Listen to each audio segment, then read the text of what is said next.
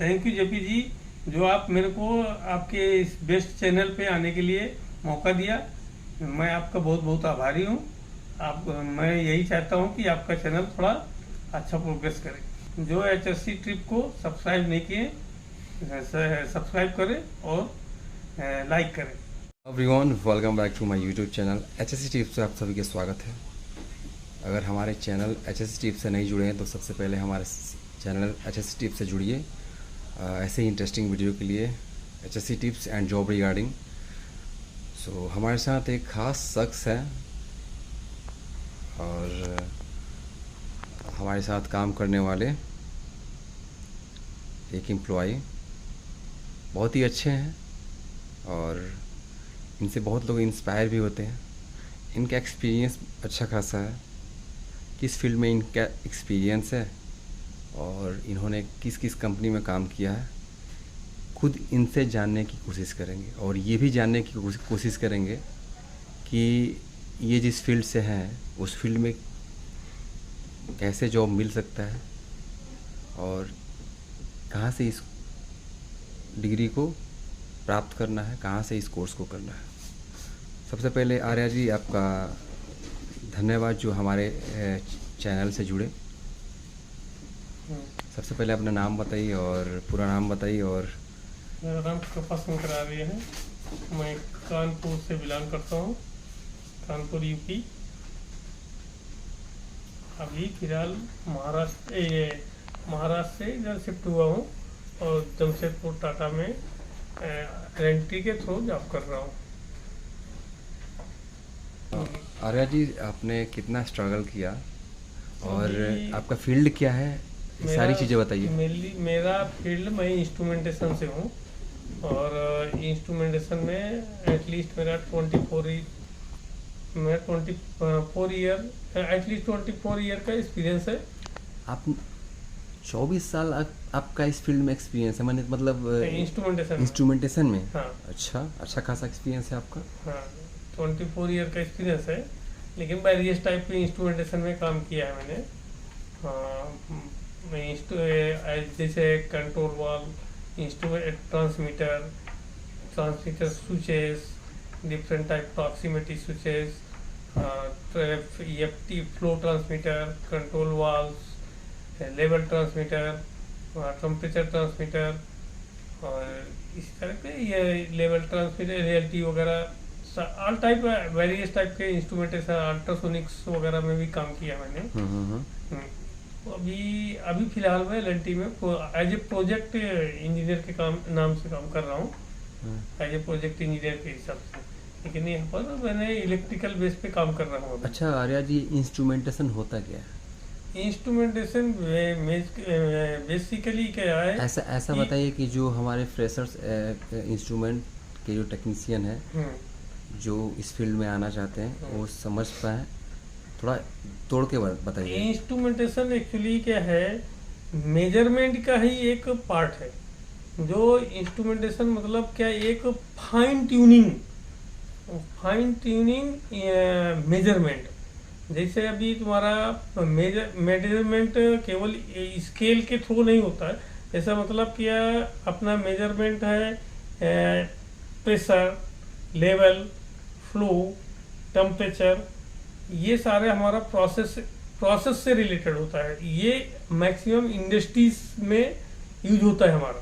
Process मतलब क्या है, तुम्हारा फ्लो, उसमें फ्लोट, लेवल और टेम्परेचर, या हमारा किसी भी फ्लूइड या तुम्हारा गैसेस वगैरह में जो प्रोसेस होता है, उन सब का मेजरमेंट कैसे किया जाता है, उसको कैसे कंट्रोल किया जाता है। और जैसे मान लीजिए एक लाइन में फ्लो लाइन मतलब एक प्रोसेस को कंट्रोल करना है, तो उसमें कितना फ्लो चाहिए, कितना प्रेशर चाहिए, कितना लेवल चाहिए, वो ये अपने इंस्ट्रूमेंटेशन में कंट्रोल करने का है।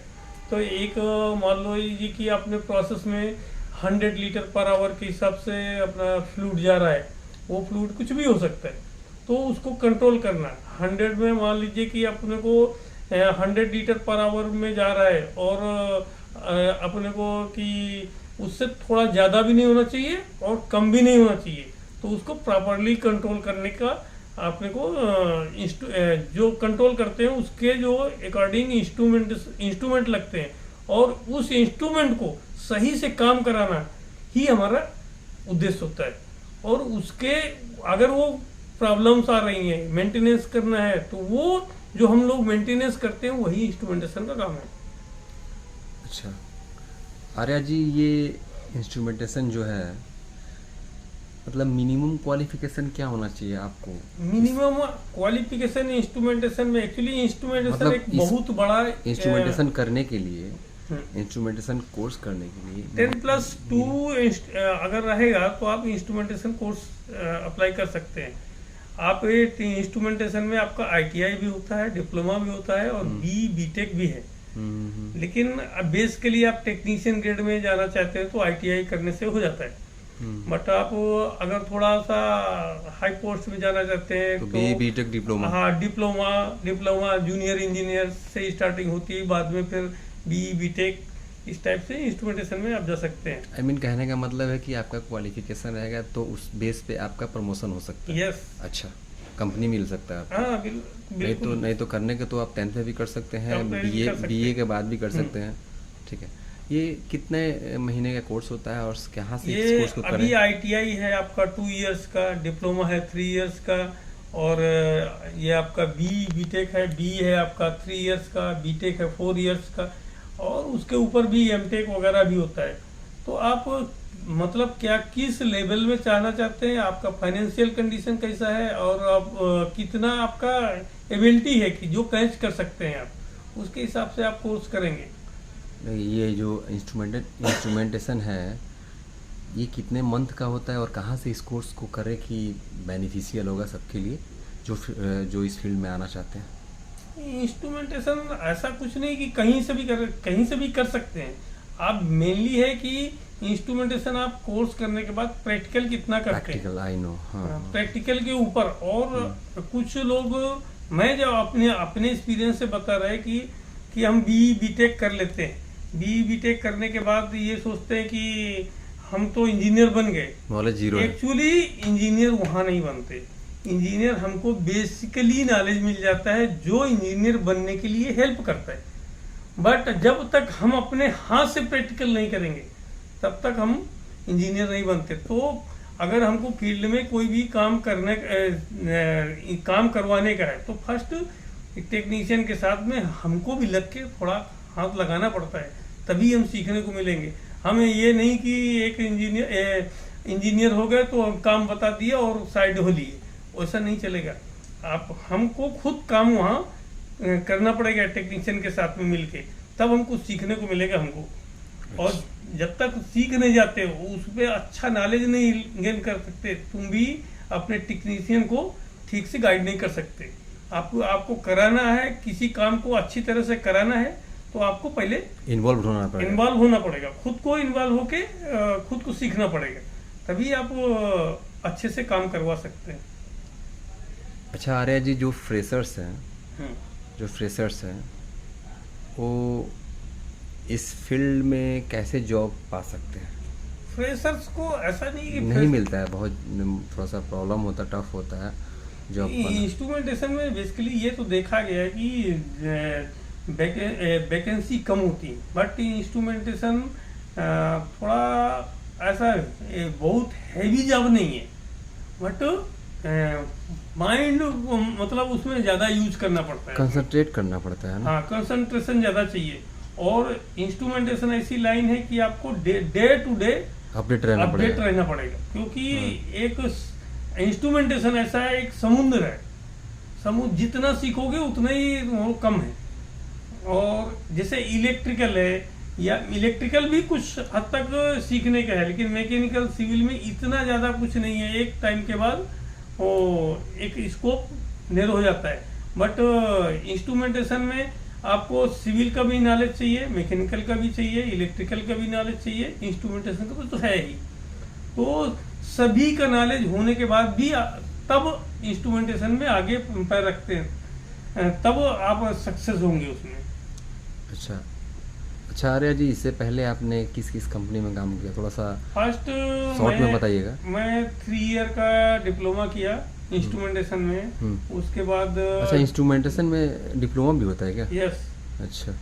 इंस्ट्रूमेंटेशन में डिप्लोमा करने के बाद 3 इयर्स अप्रेंटिसशिप किया मैंने। हम्म। ये डंकन इंडस्ट्रीज लिमिटेड, हम्म। कानपुर, पनकी कानपुर। हम्म।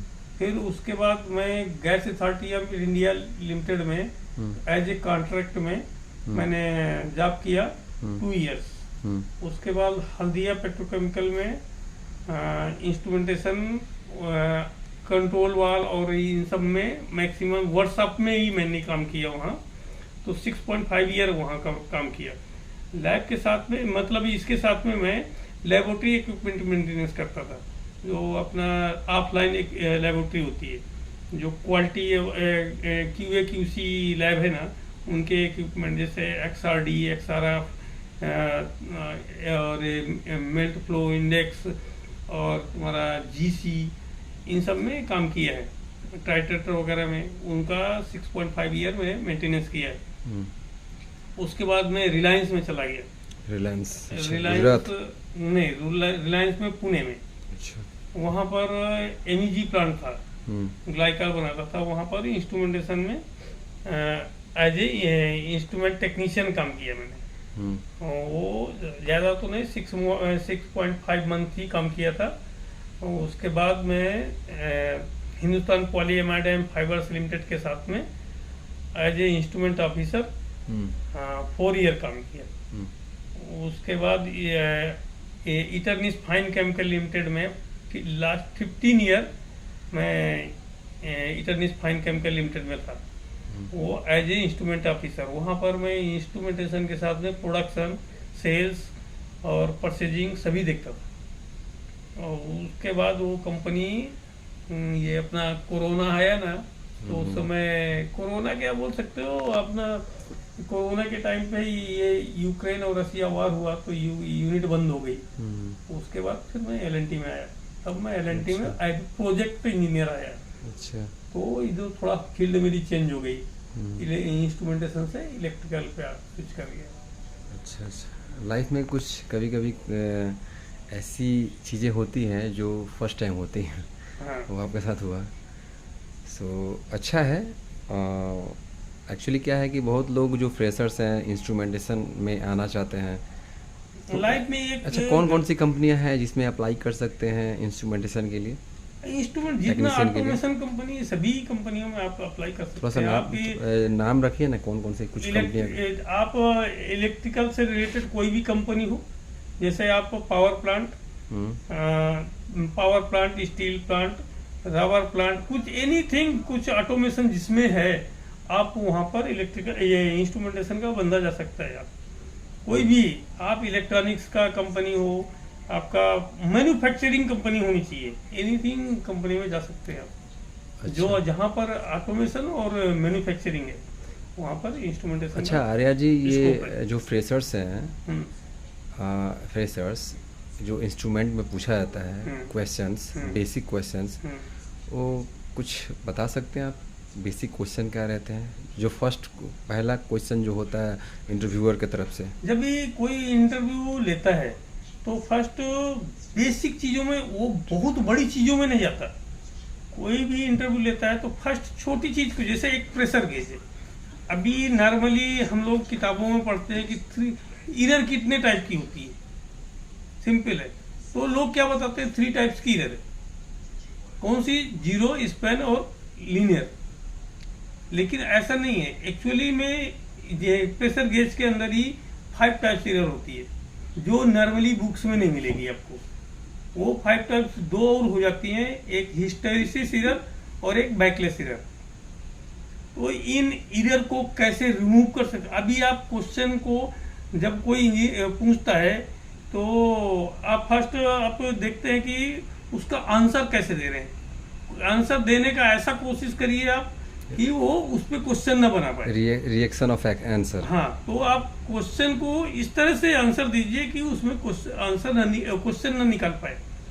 अभी जैसे आपको मैं सिंपल एकदम यही प्रेशर गेज के ऊपर ही इरर पूछा उसने, तो मैं उसमें 5 टाइप्स बताया। तो 5 टाइप का एरर बताने के बाद आप उसके डिटेल दीजिए क्या है कि उसमें कौन कौन सी एरर है। 5 टाइप बताया तो 5 टाइप के नाम बताइए, फिर उस एरर में कौन सी एरर कहाँ पर आती है और कैसे रिमूव हो सकती है, इतना बताएंगे तो वो आगे क्वेश्चन नहीं करेगा। बात सही है। अब ट्रांसमीटर है, एक फ्लो ट्रांसमीटर है, उसको लाइन में लेने का है, तो फ्लो ट्रांसमीटर को लाइन में कैसे ले सकते हैं। अभी फ्लो ट्रांसमीटर है, उसको लाइन में लेने का है, अगर फील्ड में लगा हुआ है, आपको आइसोलेट है पूरा, तो फर्स्ट लाइन में क्या करेंगे, एक लिक्विड लाइन में अगर ट्रांसमीटर लगाया तो फर्स्ट इक्वलाइजर खोलते हैं हम। इक्वलाइजर खोल के जो आइसोलेशन वाल है उसको डायरेक्ट खोलते हैं, उसके बाद फिर से इक्वलाइजर को बंद करते हैं, फिर 1 बाय 1 हम वाल खोलते हैं। ऐसा क्यों करते हैं, अगर हम EHP और LP 2 लाइन पोर्ट होते हैं उसमें और एक इक्वलाइजर वाल होता है, तो इक्वलाइजर को वाल को फर्स्ट खोलने का रीजन ये है कि हमारा जो है ना ट्रांसमीटर का डायाफ्राम है, अगर वन साइड मान लो HP साइड हमने खोल दिया और इक्वलाइजर बंद है तो डायाफ्राम डैमेज होने का चांस होता है। तो फर्स्ट हम क्या करते हैं, इक्वलाइजर खोल देने से तो प्रेशर जो HP है LP से किधर से भी जाएगा तो वो दोनों साइड के डायाफ्राम में एक्ट करता है, जिससे क्या होता है कि हमारा डायाफ्राम डैमेज होने से बचता है। तो हम इक्वलाइजर को फर्स्ट खोल देते हैं जब दोनों ही HP और LP लाइन के आइसोलेशन ओपन कर दिए, तब हम इक्वलाइजर को बंद करेंगे तो डैम्पिंग नहीं होगी और उससे हमारा डायाफ्राम डैमेज नहीं होगा। अच्छा, इस तरह तो अभी इस तरह से आप बताएंगे तो आपको एग्जामिनर का क्वेश्चन करने का आंसर नहीं रहेगा। अच्छा, दूसरा क्वेश्चन नहीं वो बना पाएगा। अच्छा है, बड़ा आपका अच्छा खासा एक्सपीरियंस है और आपसे लोग इस वीडियो के माध्यम से बहुत कुछ सीख सकते हैं जो फ्रेशर्स सीख सकते हैं तो बहुत अच्छा, मेरे लिए अच्छी बात है। बहुत अच्छा है। और आप जो फ्रेशर्स हैं उनके लिए कुछ कहना चाहिएगा? फ्रेशर्स के लिए यही कहना चाहता हूँ मैं कि फ्रेशर अपने आप को कोई भी, चाहे BTech कोई भी इंजीनियर हो या डिप्लोमा हो या ITI होल्डर हो, वो अपने आप को इंजीनियर जब फ्रेशर आता है तो 1-2 साल कम से कम अपने आप को इंजीनियर न समझ के हेल्पर समझे। बात सही है, पॉइंट हेल्पर समझे पॉइंट तो उसको हेल्पर समझेगा खुद को, तो वो सीखने की उसको लालच रहेगी, इच्छुक बनेगा। तो उससे क्या है कि वो किसी से पूछने में हिचकिचाएगा नहीं, और अपने साथ जो तुम्हारे साथ काम कर रहे हैं, तुम्हारे अंडर में जो काम कर रहे हैं, उनको उनसे भी कभी भी ऐसा मत सोचो कि वो हेल्पर है तो वो कुछ नहीं बता पाएगा। वो उससे भी हमको बहुत कुछ सीखने को मिलता है कभी कभी। तो कभी भी हर एक की बात सुनो और जो अपने को गेन करने का है उससे गेन करो, निगलेक्ट किसी की बात करने की कोशिश मत करो। अच्छा, यही मेरा उनके लिए संदेश है। थैंक यू आर्या जी, आपसे बात करके अच्छा लगा और उम्मीद है इस वीडियो को बहुत लोग देखेंगे और जो भी फ्रेशर्स हैं इंस्ट्रूमेंट का कोर्स करके आ रहे हैं तो अपने आप को इंस्ट्रूमेंट टेक्नीशियन डायरेक्ट मत समझ लें, इस फील्ड में आए और जो इंस्ट्रूमेंट टेक्नीशियन जो सीनियर हैं उनके साथ इस फील्ड में आकर के काम करें, बेसिक से काम करें और अच्छा सीखें, अपने हाथ से काम करें। हाँ करें, कुछ सीखने की कोशिश करें। आर्या जी, हमारे चैनल को कुछ कहना चाहते हैं? इस चैनल को अपने माध्यम से यही कहना चाहता हूँ कि सब लोग इसको सब्सक्राइब करें और आगे चैनल को बढ़ाएं थोड़ा, जिससे हम आगे जाके इसको प्रोत्साहित कर सके और आपके लिए नई नई वीडियो डाल सके।